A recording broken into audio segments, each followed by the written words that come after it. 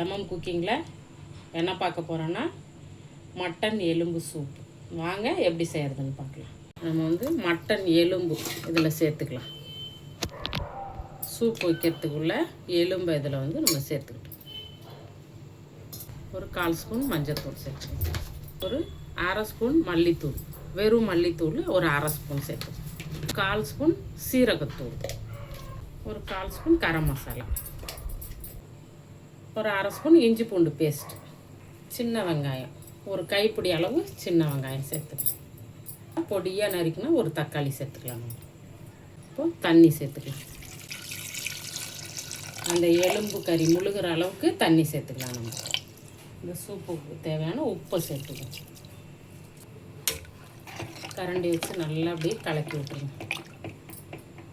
இந்த mutton soup செய்கிறது வந்து ரொம்ப ஈஸி. நம்மளுக்கு கடையிலலாம் வாங்காமல் நம்மளே செஞ்சு இதை வீட்டிலே சாப்பிட்டுக்கலாம். இப்போ குக்கர் மூடி போட்டாச்சு.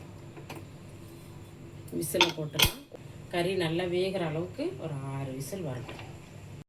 6 விசில் விட்டாச்சு. இப்போ நம்ம மூடியை திறந்துடலாம்.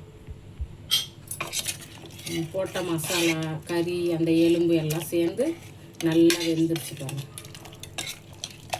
இது கூடவே கொஞ்சமாக தண்ணி சேர்த்துக்கலாம்.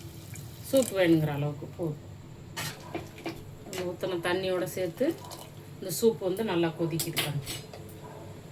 முக்கியமாக நம்ம வந்து மிளகுத்தூள் கண்டிப்பாக சேர்த்துக்கணும். மிளகுத்தூள் கொஞ்சம் கூடவே சேர்த்துக்கணும். சளி இருமல் உள்ளவங்களுக்குலாம் இந்த மாதிரி சூப் வச்சு கொடுத்தா ரொம்ப நல்லது. கடையிலெல்லாம் வாங்கி கொடுக்காதீங்க. கடையில் கேட்டாலே கறி கடைங்கள்லாம் எலும்பெல்லாம் நிறைய கிடைக்கும். அதை வாங்கி நம்ம இது போலவே நான் செய்கிறது போலவே சூப் வச்சு கொடுங்க. கொஞ்சமாக கொத்தமல்லி சேர்த்துக்கலாம், கொஞ்சம் புதினா. நல்லா ஒரு கொதிக்கட்டும். இதுக்கு வந்து நம்ம தாளித்து ஊற்றிக்கலாம். எண்ணெய் சேர்த்துக்குங்க. கொஞ்சமாக சோம்பு நல்லா வந்து அந்த இடிக்கல்ல தட்டிட்டு சேர்த்துக்கங்க. கொஞ்சமாக கருவேப்பிலை. நம்ம தாளித்ததை வந்து சூப்போட எலும்பு சூப்பு சூப்பராக ரெடி ஆகிடுச்சு பாருங்கள். உங்கள் வீட்டில் நீங்களும் செஞ்சு சாப்பிட்டு பார்த்துட்டு எப்படி இருக்குங்கிறத கமெண்டில் சொல்லுங்கள். லைக் பண்ணுங்கள், ஷேர் பண்ணுங்கள், சேனலை சப்ஸ்கிரைப் பண்ணி சப்போர்ட் பண்ணுங்கள். நன்றி.